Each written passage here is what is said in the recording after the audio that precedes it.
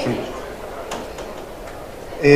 Bueno, antes que nada, por supuesto quería agradecer al Colegio de Escribanos de Entre Ríos por la invitación, como lo hicieron los anteriores expositores, en especial a la presidenta, a Laura, que nos había invitado ya el año pasado y por distintas cuestiones veníamos postergando la aceptación de la invitación, así que la verdad que es un placer estar acá.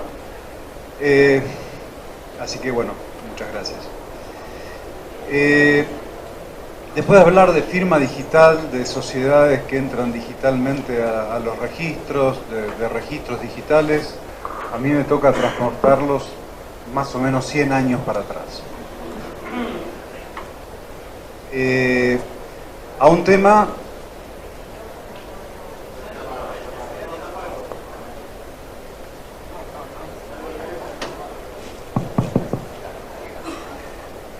¿se escucha ahí?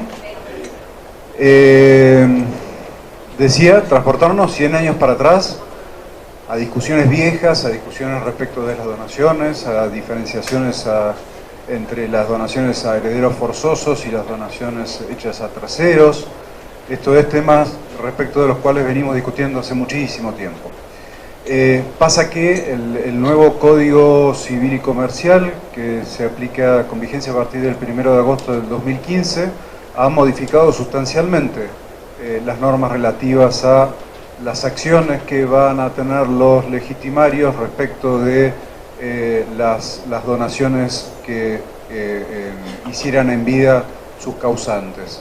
Entonces, se nos plantea la definición de la cuestión, de lo que llamamos la cuestión de interpretación intertemporal de la ley. Esto es, cuál es el tratamiento de la nueva ley respecto de situaciones que ya se han producido en el tiempo. Para esto, vamos a, aunque sea muy rápidamente, recordar un poquito cuál era la doctrina y jurisprudencia antes de la reforma. Y por eso me remonto a hace más de 100 años. El punto de partida es que siempre se ha diferenciado las donaciones a hijos de las donaciones hechas a terceros. Hay un famoso plenario de 1912, nada menos, que es el plenario de Escari con Pietranera, en donde se trató la cuestión de si era observable un título porque había entre sus antecedentes una donación hecha a terceros. La cuestión es que de este plenario surgen dos posturas que luego la doctrina ha tomado como básicas para el desarrollo de toda esta cuestión. En el plenario, por una ajustada mayoría, se votaban, en ese momento la Cámara estaba compuesta por 9 personas, nada más, votaron los 9 y por una ajustada diferencia de 5 votos contra 4, se sostuvo que cuando la donación es a terceros, la acción de reducción, que era la que correspondía en ejercicio de la defensa de la legítima, era de carácter rei persecutorio. Los otros 4 dijeron que esa acción no era de carácter rei persecutorio.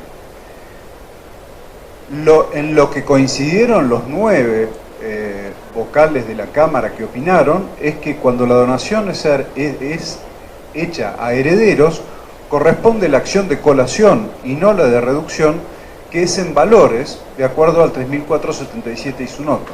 O sea, todos coincidieron en que cuando las donaciones eran a hijos, no había ninguna posibilidad de que, vendido el inmueble, se le fuera a reclamar nada a ese tercero que había adquirido ese inmueble.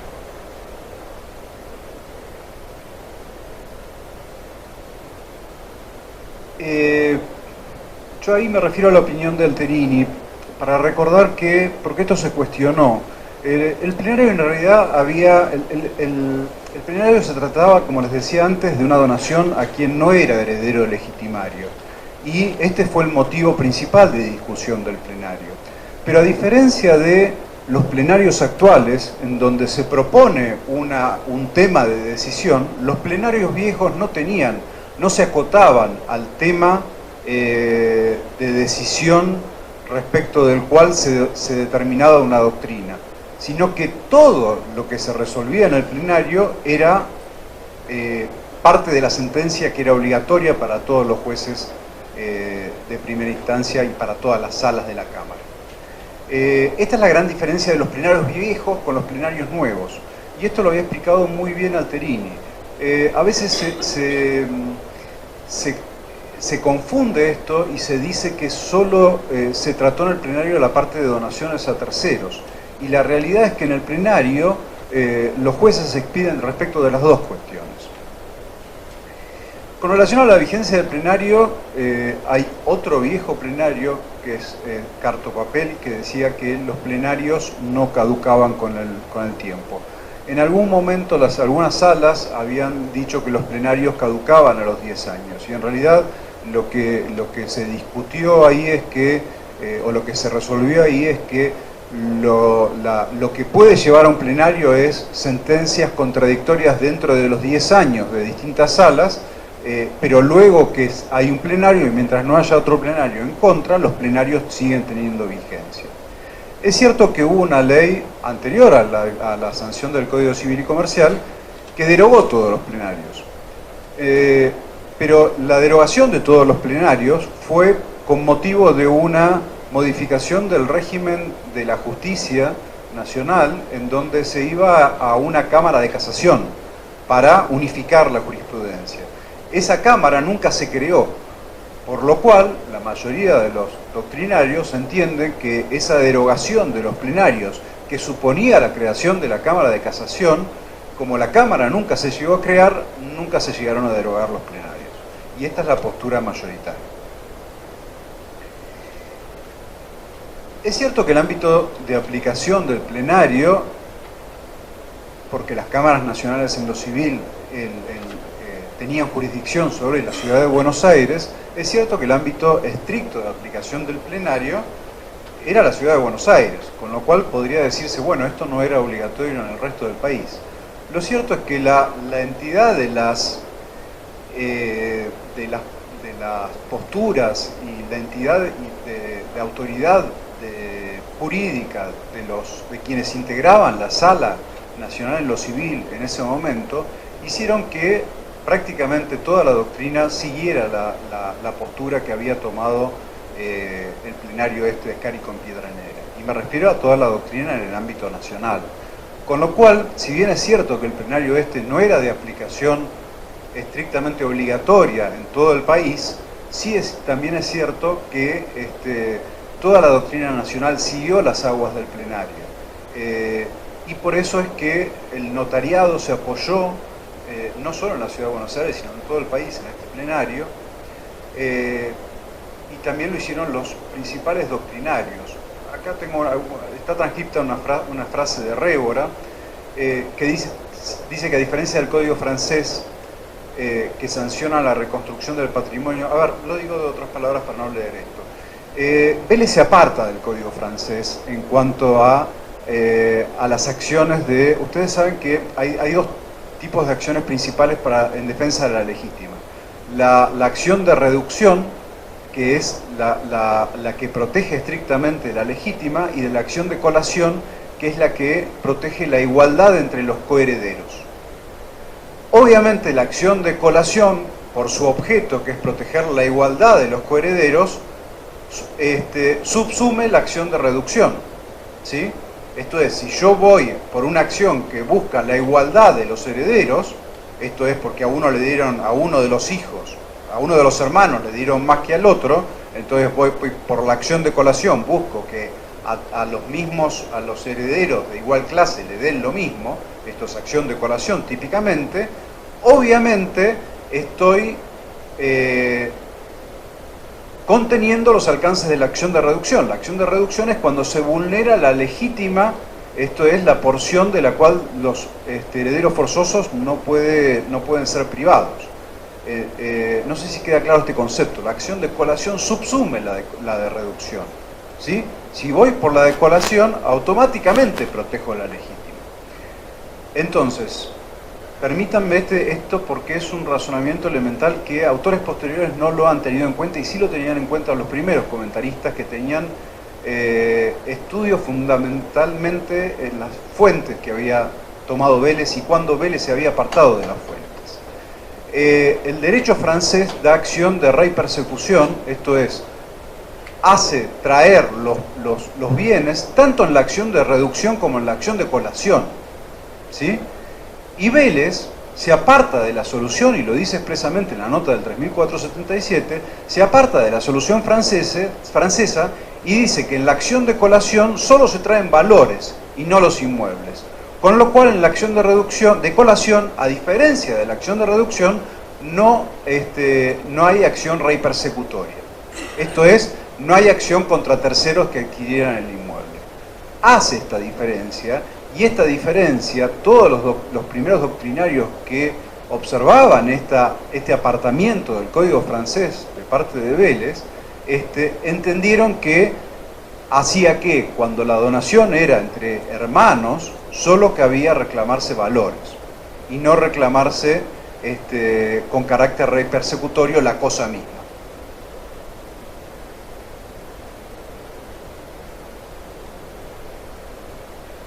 Como consecuencia, ¿se entiende hasta acá? Sí. Como consecuencia de esta doctrina, imperante por décadas, ¿no? No se había cuestionado esta doctrina hasta, van a ver luego, Borda y Zanoni, pero estamos hablando que durante muchísimas décadas esta doctrina fue incuestionable. En virtud de esto se hicieron, ustedes saben, cientos de miles de donaciones a herederos. Cuando en algún momento a alguien se le ocurrió discutir esto y decir que le habían donado todo a un hermano y entonces a él no le había quedado nada y se había vulnerado su legítima, un fallo de la Sala A del año 54, y me remito a este fallo de la Sala A del 23 de septiembre del año 54 porque no hay otro fallo, el único momento en donde se trató de discutir que podía caber la acción de reducción cuando se vulneraba la legítima entre coherederos, un fallo que está ahí transcrito en la parte principal, con el voto de Arauz Castex, dijo no, cuando es entre coherederos lo único que cabe es acción de colación. ¿Por qué? Porque Vélez se apartó del Código francés. Entonces, cuando a un hermano se le da más que al otro, lo único que cabe es hacer la cuenta y que se arreglen con los valores. Y en todo caso, lo dice expresamente, si el pago de los bienes alcanzaran para dar de ellos al accionante el importe de su porción hereditaria, todo consistirá en una simple operación contable. Si no alcanzan, surgirá un crédito del perjudicado contra los coherederos, pero sin acción real contra terceros adquirentes. Esto era incuestionable.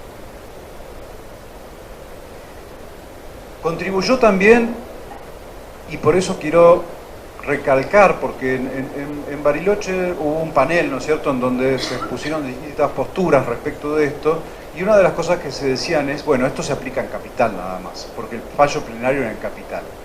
La realidad es que, como les decía, a este fallo abrevó toda la doctrina nacional, y todos los dictámenes de distintos colegios de escribanos y sobre todo los dictámenes de los bancos públicos. En su momento el banco público oficial que daba créditos hipotecarios era el Banco Hipotecario Nacional. Tenía un departamento importantísimo de legales. Y todos los dictámenes eran en este sentido, en el sentido de que las donaciones a los hijos no podían ser observadas, las donaciones a terceros generaban eventualmente, de afectarse al momento del fallecimiento del causante, la legítima de un heredero, una acción rey persecutoria. Es Borda quien de alguna manera disiente con la postura que siempre había sido, les diría que unánime prácticamente. Y en realidad fíjense cómo lo hace, porque dice que esto es así como lo dice la doctrina, incluso cita el fallo Borda, dice que esto es evidentemente así, pero de alguna manera él dice que no está de acuerdo con esto. Dice, no obstante lo dispuesto por el artículo 3477, pensamos que también el heredero debe hacer la restitución en especie. Es prácticamente una declamación de él de lege ferenda, no de lege lata. Esto es, pensamos que debería ser así. Es sin embargo Zanoni quien claramente, con posterioridad, expresa, y todo esto es muy resumido, disculpen, pero no es el objeto principal ir para atrás, porque esto supongo que es todo más conocido, pero a donde vamos es a qué pasa hoy. Es Zanoni quien dice que si la mejora excede la porción disponible y además la cuota de legítimo del heredero, el exceso estará sujeto a reducción por el valor de ese exceso. Esto es, ¿qué dice Zanoni? Bueno, la acción de colación no obsta a la de reducción. Un coheredero puede tener respecto de otro acción de colación y además, si se vulnera su legítima, y él agrega, y además si es insolvente el coheredero, puede ejercer una acción de reducción con carácter rey persecutorio. Es Zanoni el primero que empieza con esta doctrina. A la opinión de Zanoni se le suman, es cierto, la de muchos doctrinarios luego en materia de derecho civil. No obstante lo cual, se siguieron haciendo infinidad de miles, cientos de miles de donaciones a herederos y nunca a nadie se le ocurrió observar una donación, un título entre cuyos antecedentes hubiera una donación a un heredero forzoso. El Código Civil y Comercial de la Nación, en el artículo 2383, establece, dice, la donación hecha a un descendiente o cónyuge cuyo valor excede la suma de la porción disponible más la porción legítima del donatario, aunque haya dispensa de colación o mejora, está sujeta a reducción por el valor del exceso. Como ven, prácticamente toman las palabras de Zanoni y dice que si se vulnera la legítima, no solo hay acción de colación, sino que entre coherederos hay acción de reducción. Es muy interesante comparar el artículo con el similar del proyecto del 98. Mucha gente se tomó el trabajo de comparar lo que termina siendo, o sea, el anteproyecto que termina siendo el Código Civil y Comercial de la Nación y el anteproyecto del 98.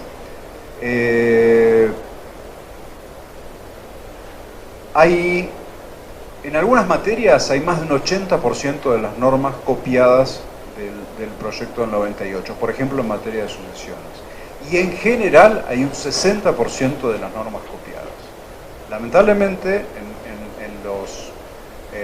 los considerandos de la elevación del anteproyecto no se dice esto, no se hace justicia a quienes fueron realmente los autores del proyecto que sirvió de base a este artículo.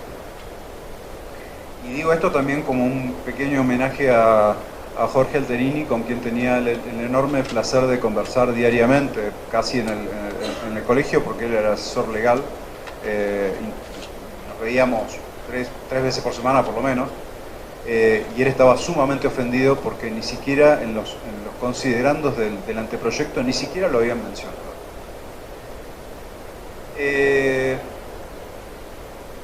La diferencia con el proyecto de 1998 es una sola palabra.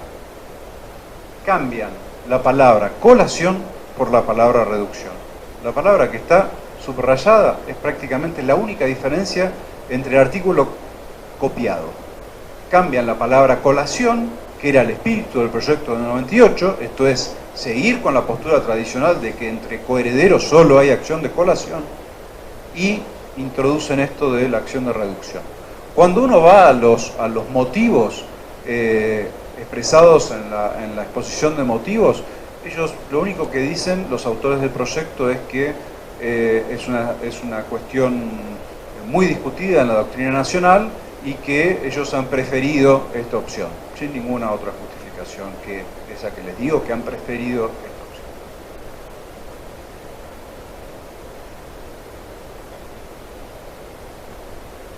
Vamos ahora a la cuestión que nos interesa, básicamente, que es la cuestión intertemporal. ¿Qué pasa con las donaciones hechas en vigencia del código anterior? Me refiero a las donaciones a los hijos, siempre, ¿no? ¿Qué pasa con las donaciones hechas en vigencia del código anterior con el donante fallecido antes del 1 de agosto del 2015. No hay ninguna duda, se aplica el código anterior. ¿Sí? Estas donaciones, nadie las sujeta. ¿Qué pasa con las donaciones hechas en vigencia del Código Civil y Comercial de la Nación?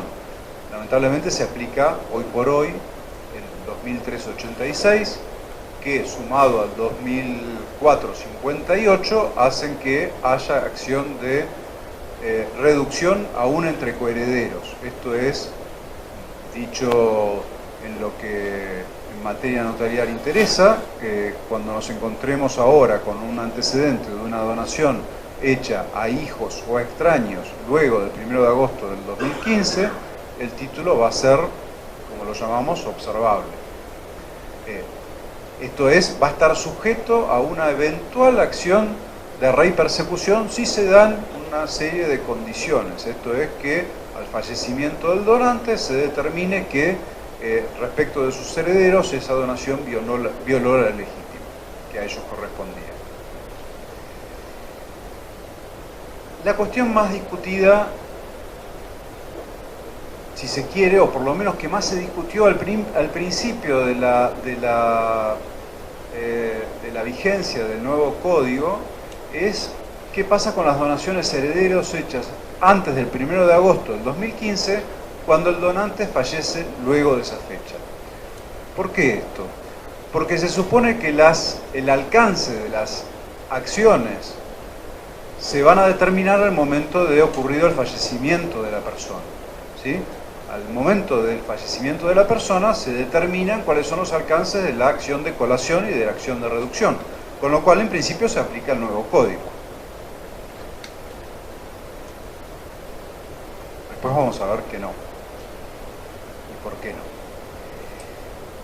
El artículo 7, que es el que regula la eficacia temporal de las normas, dice que a partir de su entrada en vigencia las leyes se aplican a las consecuencias de las relaciones y situaciones jurídicas existentes.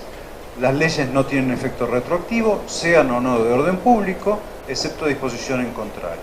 La retroactividad establecida por la ley no puede afectar derechos amparados por garantías constitucionales. Siempre se ha dicho que en la aplicación de una nueva normativa juegan dos valores. Hay dos valores respecto de los cuales hay que establecer cuál prevalece: la justicia y la seguridad jurídica. La justicia porque se supone que al menos en abstracto el legislador entiende que la nueva norma es más justa que la anterior, por eso la reforma.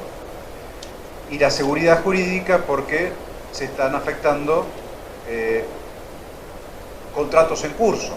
Entonces hay que ver, siempre se ha tratado de ver cuáles son los derechos que quedan a salvo o a resguardo de la nueva legislación, justamente porque están en juego estos dos valores.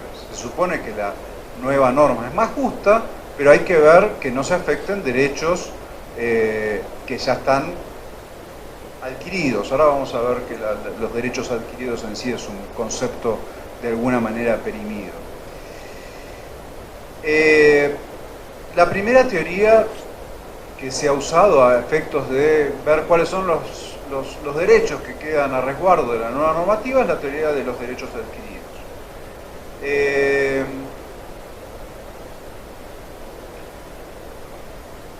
Desde hace mucho tiempo, sobre todo el francés Duguit ha cuestionado esta postura o esta concepción de derechos adquiridos o derechos en expectativa, porque dice que en estricta acepción jurídica todos los derechos son adquiridos, pueden estar ejercidos o no, pero todos los derechos ya están adquiridos. Es Rouvier quien esboza una nueva postura respecto de cómo ha de considerarse cuáles son los derechos que quedan a salvo de las nuevas normativas. Borda, que había estudiado mucho la teoría de Rouvier, la expone en un congreso de Derecho Civil del año 62. él lleva una ponencia donde expone muy claramente las ideas de Rouvier. Y plasma en el artículo 3, que es prácticamente idéntico al actual artículo 7, que es antes de ley, plasma en el artículo 3 de la reforma del 68 la postura de Rouvier. Al respecto, Mosset Despanés, cuando criticó esta norma, dijo que era el acierto más desacertado de la reforma. ¿A qué se refería con esto? Decía que era un acierto porque Borda había podido compendiar en una norma de pocos renglones todo el pensamiento de Rouvier. Y que sin embargo el pensamiento de Rouvier era tan desconocido en el ámbito nacional que el desconocimiento de la teoría de Rouvier hacía que hasta la Corte Suprema siguiera hablando con posterioridad a la sanción de la reforma de la 17711 de derechos adquiridos, cuando en realidad justamente lo que quiso hacer Borda es salir de esa postura de derechos adquiridos. Ahora bien, estudiando la norma del artículo 7 actual o del 3 anterior, es lo mismo. ¿Cuáles son las consecuencias de las relaciones o situaciones jurídicas existentes? Porque ¿qué dice la norma? Recuerden que dice que el nuevo derecho afecta a las consecuencias de las relaciones o situaciones jurídicas existentes. Kemmelmacher, que es una de las personas que más ha estudiado el tema, dice que son las derivaciones o efectos que reconocen su causa eficiente en las relaciones o situaciones jurídicas. Pero aclara, hay que diferenciar con las modificaciones o alteraciones que puedan sufrir las relaciones o situaciones de las cuales son consecuencia.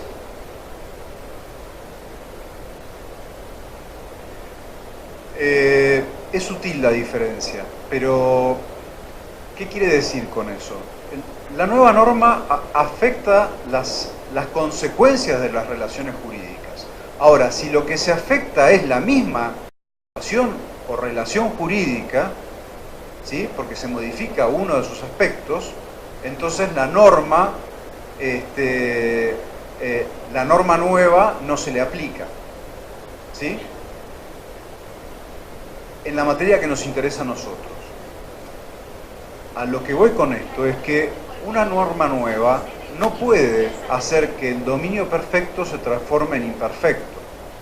Recuerden que la doctrina dice que, producto de estas acciones de contenido rey persecutorio, me voy un poco más atrás, pero la doctrina más moderna entiende que la acción de reducción es una acción personal, no real, es una acción personal con contenido rey persecutorio.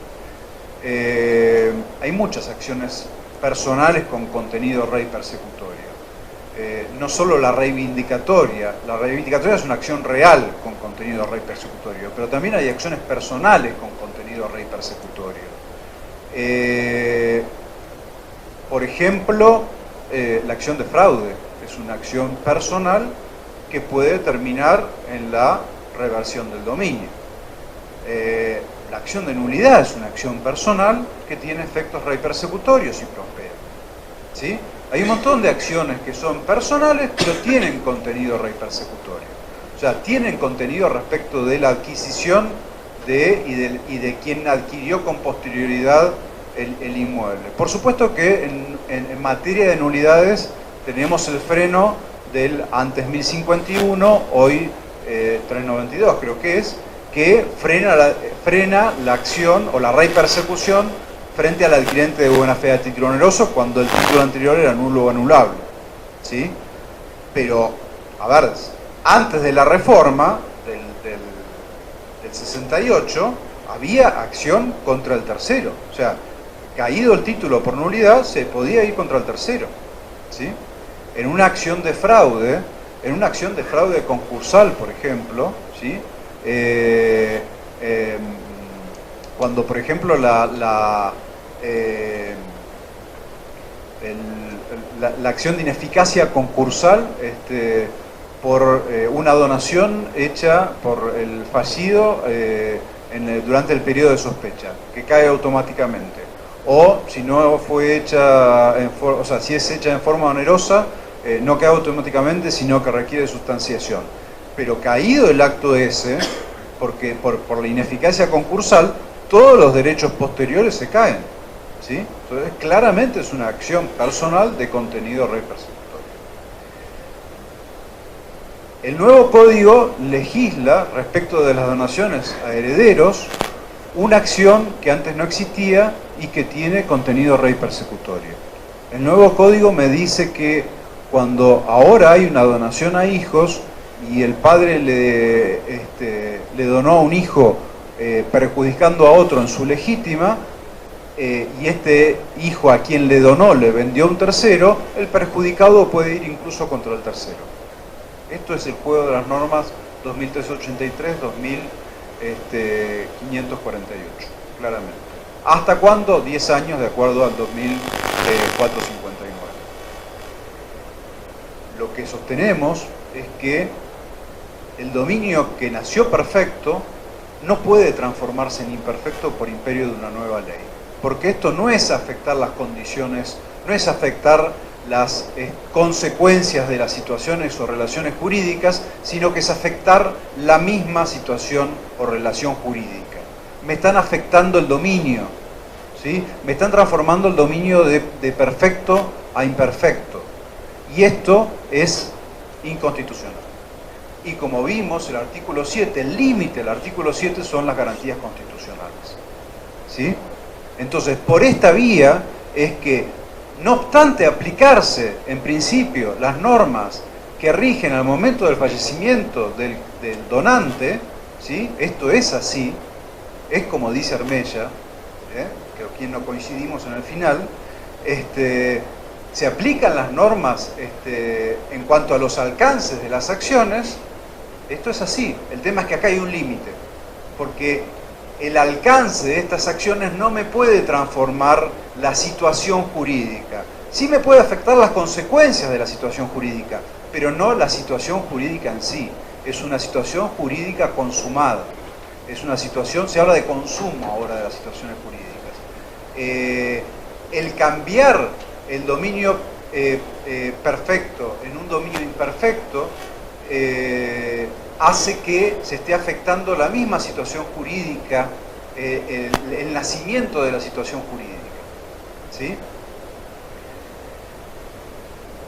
Esto es, dicho en otras palabras, la condición que hace que el dominio resoluble o revocable ex lege nace por una ley posterior, y esto afecta al derecho de propiedad del titular de ese dominio, ¿sí? Con lo cual el freno es la inconstitucionalidad de la norma frente al derecho de propiedad.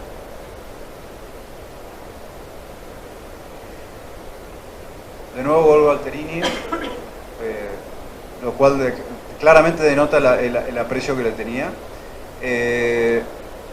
Cuando sale la norma, los bancos oficiales, el Banco Nación, el Banco Provincia, el Banco de la Ciudad de Buenos Aires, los principales bancos que de alguna manera son los primeros que estudiaron la normativa, a los efectos de ver si observaban o no estos títulos. Está claro que observan los títulos posteriores y está claro que no observan los títulos, las donaciones anteriores si murió el donante. La duda era las donaciones anteriores cuando no había muerto el donante. Y los primeros dictámenes fueron complicados, por lo menos. Alterini adhirió a esta postura y lo hizo incluso públicamente en algún artículo que había sacado en el diario La Nación, en domingo en el diario La Nación y en una separata de la ley, y tuvimos la oportunidad de ir juntos a explicar todo esto a los bancos oficiales. Todos los bancos oficiales tomaron esta postura. A los bancos oficiales se les llevó dictámenes y todos los bancos oficiales tomaron esta postura. Y por supuesto que lo siguieron por lo menos la gran mayoría de los bancos privados. Con lo cual no cabe duda, a mi criterio por lo menos, que estos títulos son inobjetables. Las donaciones hechas antes del 1 de agosto a herederos forzosos son títulos inobjetables, aun cuando el donante no hubiera fallecido.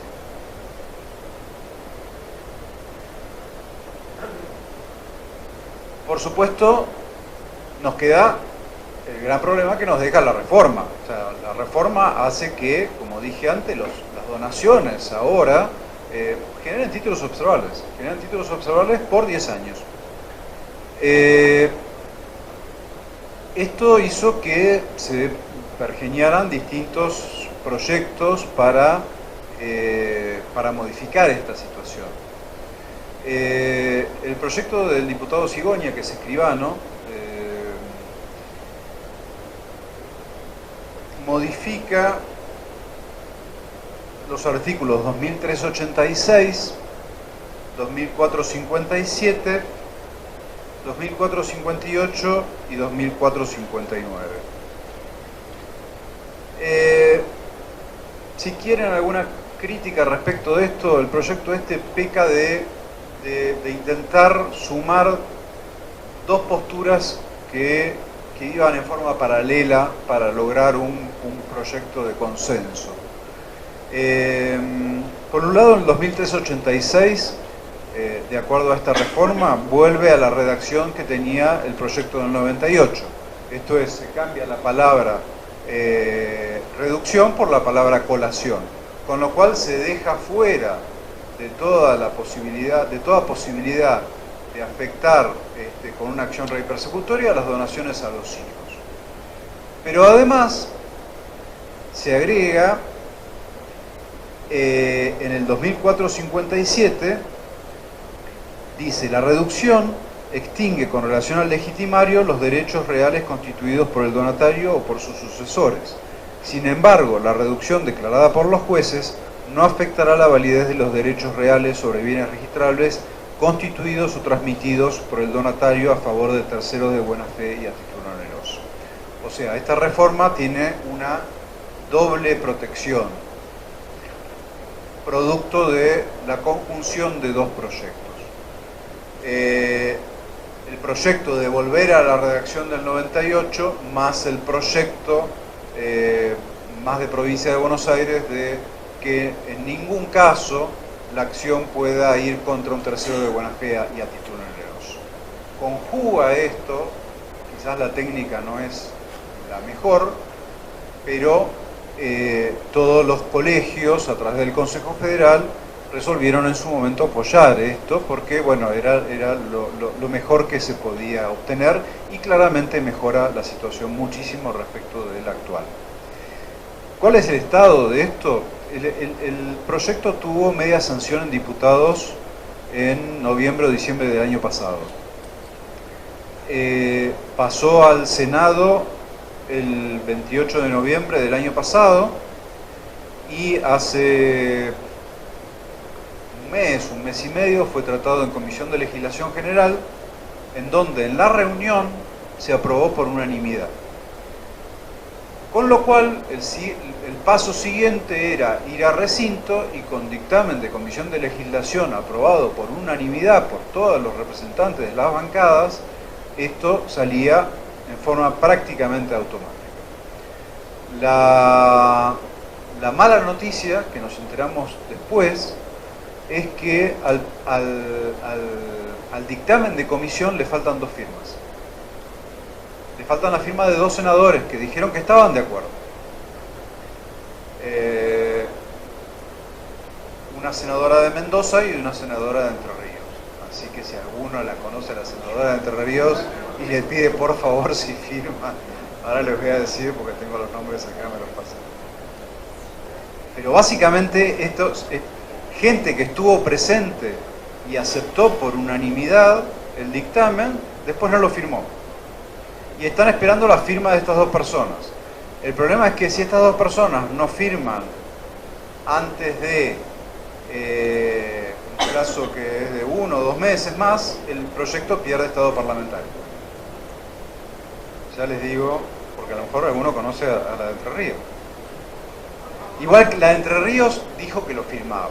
La que está más renuente es la de Mendoza, que aparentemente se habría arrepentido.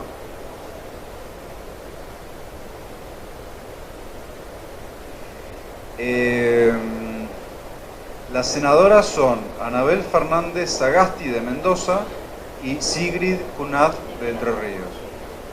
Faltan las 2 firmas estas.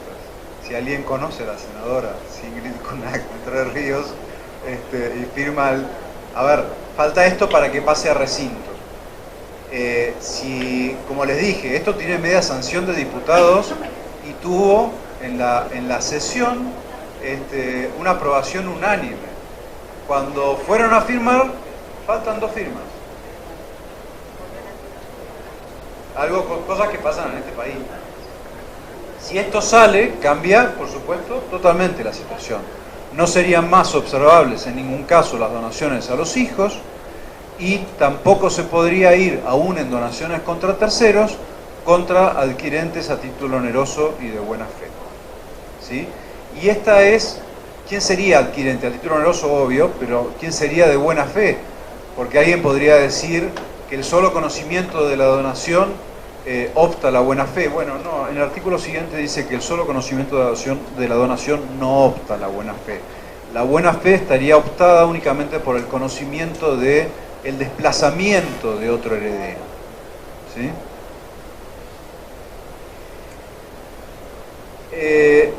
Ya casi para terminar por si quieren hacer alguna pregunta, hay 2 proyectos más. Hay uno del diputado Cobos que es totalmente contrario y dice que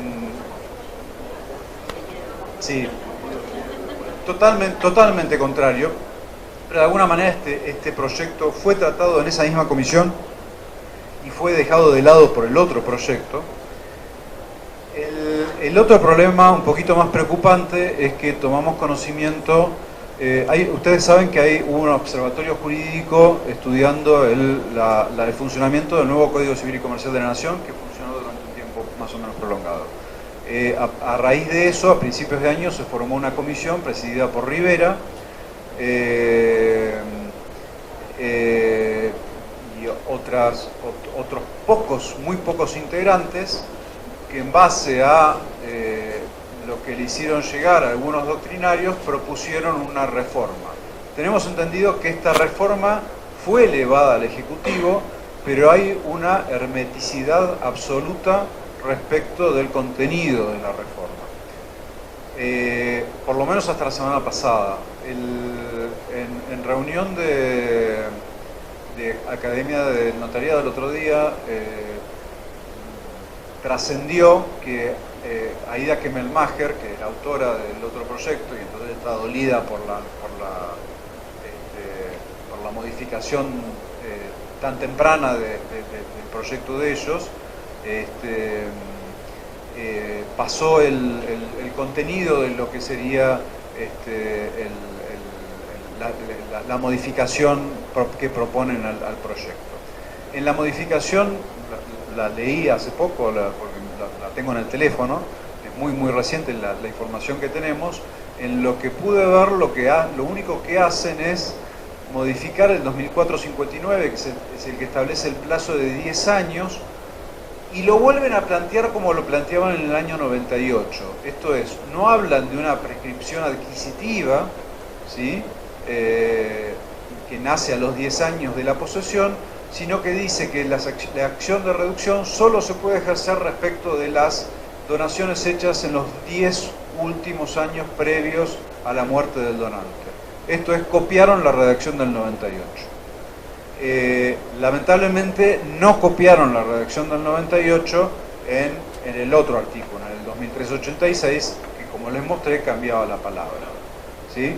O sea, no cambiaría demasiado. No. Yo pensé que empeoraba, pero leyéndolo no cambiaría. Es un cambio de concepto de cómo se computa, pero no cambiaría. No se toma como una prescripción adquisitiva, sino que solo pueden ese proyecto del 98, solo pueden la reducción solo se puede pedir respecto de las donaciones hechas en los 10 últimos años de vida del donante. Con lo cual es lo mismo, pasados 10 años, vivo el donante, o sea, es parecido. Si pasan 10 años y el donante sobrevive 10 años, ya no se puede ir contra esa donación. ¿Sí? Después de la muerte son los plazos de prescripción normales, o sea, son 5 años de la muerte Bueno, acá se aplica el 2537, antes eran 10 años de la muerte, el plazo de prescripción, hoy son 5 años de la muerte, el que ocurra primero, ¿sí? Hoy el plazo de prescripción, en principio, hoy tal como está, las donaciones se sanean a los 10 años de la posesión o a los 5 años de la muerte del donante. ¿Sí?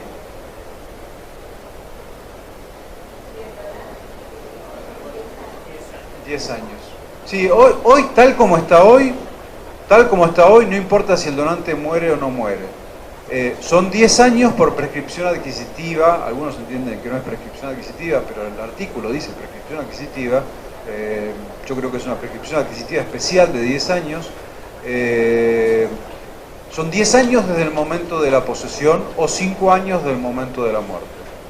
Esperemos conseguir las firmas necesarias para que este proyecto salga y se solucione realmente en forma definitiva este problema. Bueno.